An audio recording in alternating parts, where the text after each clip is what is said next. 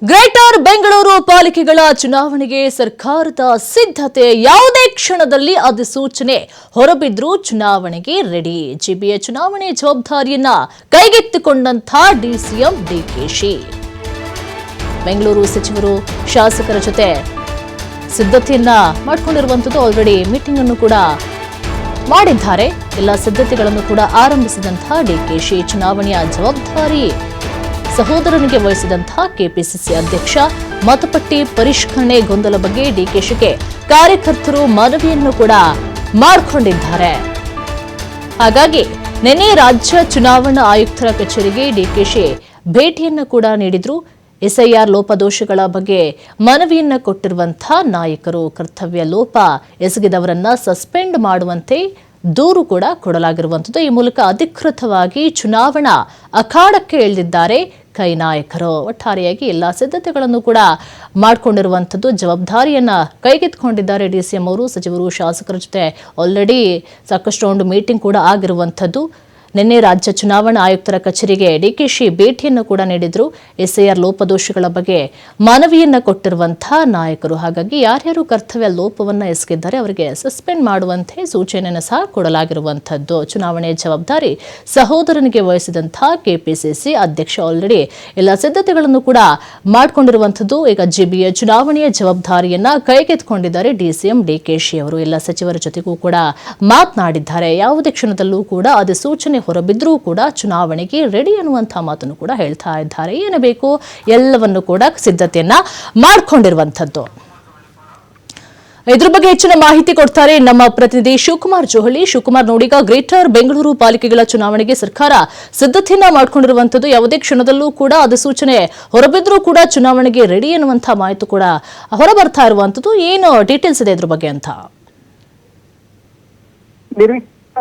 Greater Bengaluru ಮಹಾನಗರ ಪಾಲಿಕೆಗೆ ಈಗ ಚುನಾವಣೆ ನಡೆಸಬೇಕಾಗಿದೆ. ಜೂನ್ ಒಳಗಡೆ 30ರ ಒಳಗಡೆ ನೀವು ಚುನಾವಣೆಯನ್ನು ನಡೆಸಬೇಕು ಅಂತೇಳಿ ಸುಪ್ರೀಂ ಕೋರ್ಟ್ ಕೂಡ ಈಗಾಗಲೇ ಸ್ಪಷ್ಟವಾಗಿ ನಿರ್ದೇಶನವನ್ನ ಕೊಟ್ಟಿದೆ. ಈಗ ಅನಿವಾರ್ಯವಾಗಿ ಸರ್ಕಾರ ಕೂಡ ಚುನಾವಣೆಯನ್ನ ನಡೆಸಬೇಕಾಗತ್ತೆ. ಯಾಕೆಂದ್ರೆ ಮತ್ತೆ ಮುಂದೂಡಿಕೆ ಮಾಡೋದಕ್ಕೆ ಆಗೋದಿಲ್ಲ. ಸುಮಾರು 6 ವರ್ಷ ಆಗಿದೆ ಈಗಾಗಲೇ ಚುನಾವಣೆ ನಡೆದು 6 ವರ್ಷಗಳಾಗಿದೆ.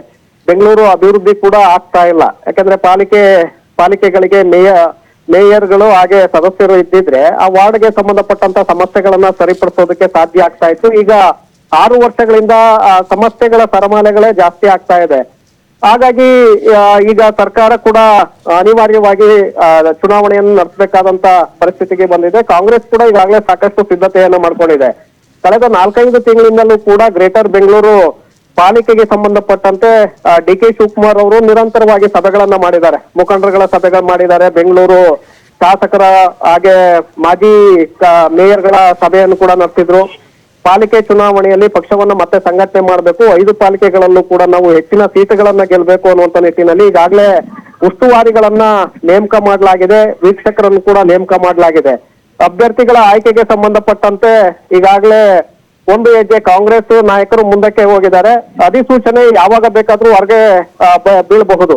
ಯಾಕಂದ್ರೆ ನಿನ್ನೆಯಷ್ಟೇ ಡಿ.ಕೆ. ಶಿವಕುಮಾರ್ ಅವರು ರಾಜ್ಯ ಚುನಾವಣಾ ಆಯೋಗಕ್ಕೆ ಭೇಟಿಯನ್ನ ಕೊಟ್ಟಿದ್ದಾರೆ. ಚುನಾವಣಾ ಆಯುಕ್ತರನ್ನ ಭೇಟಿ ಮಾಡಿ ಮತಪಟ್ಟಿ ಪರಿಷ್ಕರಣೆಗೆ ಸಂಬಂಧಪಟ್ಟಂತೆ ಕೆಲವು ಲೋಪದೋಷಗಳು ಈಗ ವಾರ್ಡ್ಗಳಿಂದ ನಮ್ಗೆ ದೂರುಗಳು ಬರ್ತಾ ಇದೆ. ಹಾಗಾಗಿ ನೀವು ಈ ಲೋಪದೋಷಗಳನ್ನ ಸರಿಪಡಿಸ್ಬೇಕು, ಮತ್ತೆ ಯಾವುದೇ ಲೋಪಗಳಾಗದಂತೆ ನೀವು ಮತಪಟ್ಟಿಯನ್ನ ಪರಿಷ್ಕರಣೆ ಮಾಡ್ಬೇಕು ಅನ್ನುವಂತ ಮನವಿಯನ್ನು ಕೂಡ ಇಟ್ಟಿದ್ದಾರೆ. ಅಂದ್ರೆ ಈಗ ಮತಪಟ್ಟಿ ಪರಿಷ್ಕರಣೆ ಎಸ್ಐಆರ್ ಆಗ್ತಿದ್ದ ಹಾಗೆ ಚುನಾವಣಾ ಆಯೋಗ ಕೂಡ ಈಗ ಚುನಾವಣೆಯ ಅಧಿಸೂಚನೆಯನ್ನ ಪ್ರಕಟ ಮಾಡುವಂತ ಸಾಧ್ಯತೆಗಳಿದೆ. ಹಾಗಾಗಿ ಯಾವ ಕ್ಷಣದಲ್ಲಿ ಬೇಕಾದ್ರೂ ಕೂಡ ಅದು ಅಧಿಸೂಚನೆಯನ್ನ ಹೊರಡಿಸಬಹುದು. ಅದಕ್ಕೆ ಎಲ್ಲ ಸಿದ್ಧತೆಗಳನ್ನು ಕೂಡ ಈಗ ಮಾಡ್ಕೊಂಡಿದೆ. ಸುಪ್ರೀಂ ಕೋರ್ಟ್ ನಿರ್ದೇಶನದಂತೆ ಚುನಾವಣೆಯನ್ನ ನಡೆಸಬೇಕಾದಂತ ಅನಿವಾರ್ಯತೆ ಇರೋದ್ರಿಂದ ಕಾಂಗ್ರೆಸ್ ಕೂಡ ಈಗಾಗಲೇ ಎಲ್ಲ ಸಿದ್ಧತೆಗಳನ್ನ ಮಾಡ್ಕೊಂಡು ತಯಾರಿಯನ್ನ ನಡೆಸಿದೆ. ಚುನಾವಣಾ ಆಯೋಗ ಯಾವಾಗ ಅಧಿಸೂಚನೆಯನ್ನ ಪ್ರಕಟ ಮಾಡುತ್ತೆ ಆಗಿನಿಂದ ಅಭ್ಯರ್ಥಿಗಳ ಆಯ್ಕೆಗೆ ತಲಾಶ್ ಕೂಡ ಮಾಡೋದಕ್ಕೆ ಈಗಾಗಲೇ ರೆಡಿ ಆಗ್ತಾ ಇದೆ ನಿರೀಕ್ಷಾ. ಹಾಗಾದ್ರೆ ಈಗ ನೋಡಿ, ಚುನಾವಣೆಯ ಜವಾಬ್ದಾರಿಯನ್ನ ಈಗ ಡಿಕೆಶಿ ಅವರು ಸಹೋದರನಿಗೆ ವಹಿಸಿದ್ದಾರೆ ಎನ್ನುವಂತಹ ಮಾತುಗಳು ಕೂಡ ಕೇಳಿ ಬರ್ತಾ ಇದೆ. ಏನು ಜವಾಬ್ದಾರಿಯನ್ನ ವಹಿಸ್ಕೊಂಡಿದ್ದಾರೆ, ಏನೆಲ್ಲ ಪ್ರಿಪರೇಷನ್ ಗಳನ್ನ ಮಾಡ್ಕೊಂಡಿದ್ದಾರೆ ಅಂತ? ಸಹಜವಾಗಿ ನಿರೀಕ್ಷಾ, ಯಾಕೆಂದ್ರೆ ಬೆಂಗಳೂರು ಉಸ್ತುವಾರಿ ಡಿ.ಕೆ. ಶಿವಕುಮಾರ್ ಅವರೇ ಇದ್ದಾರೆ. ಹಾಗಾಗಿ ಜಿಬಿಎ ಚುನಾವಣೆಯನ್ನು ಕೂಡ ಅವರೇ ಸಂಪೂರ್ಣವಾಗಿ ಹೊಣೆಯನ್ನು ಹೊತ್ಕೊಳ್ತಾ ಇದ್ದಾರೆ. ಸಚಿವರನ್ನು ಕೂಡ ಈಗಾಗಲೇ ಅದಕ್ಕೆ ಸಂಬಂಧಪಟ್ಟಂತೆ ವಿಶ್ವಾಸಕ್ಕೆ ತೆಗೆದುಕೊಂಡಿದ್ದಾರೆ. ರಾಮಲಿಂಗಾರೆಡ್ಡಿ ಅವರು, ಹಾಗೆ ದಿನೇಶ್ ಗುಂಡೂರಾವ್, ಕೃಷ್ಣ ಬೈರೇಗೌಡರು ಸೇರಿದಂತೆ ಬೆಂಗಳೂರು ಭಾಗದ ಶಾಸಕರನ್ನು ಕೂಡ ಈಗಾಗಲೇ ಡಿ ಕೆ ಶಿವಕುಮಾರ್ ವಿಶ್ವಾಸಕ್ಕೆ ತೆಗೆದುಕೊಂಡಿದ್ದಾರೆ. ಎಲ್ಲರ ಒಂದು ಸಲಹೆ ಮತ್ತೆ ಅಭಿಪ್ರಾಯಗಳ ಮೇಲೇನೆ ಈಗ ಚುನಾವಣೆಯನ್ನ ಎದುರಿಸೋದಕ್ಕೆ ಹೊರಟಿದ್ದಾರೆ.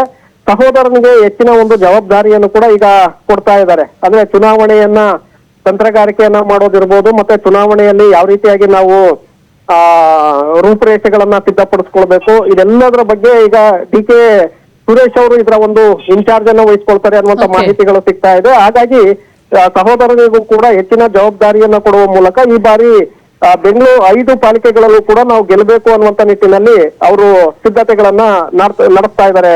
ನಿರೀಕ್ಷಾ. ಥ್ಯಾಂಕ್ ಯು ಶಿವಕುಮಾರ್, ನಿಮ್ಮೆಲ್ಲ ಮಾಹಿತಿಗಾಗಿ.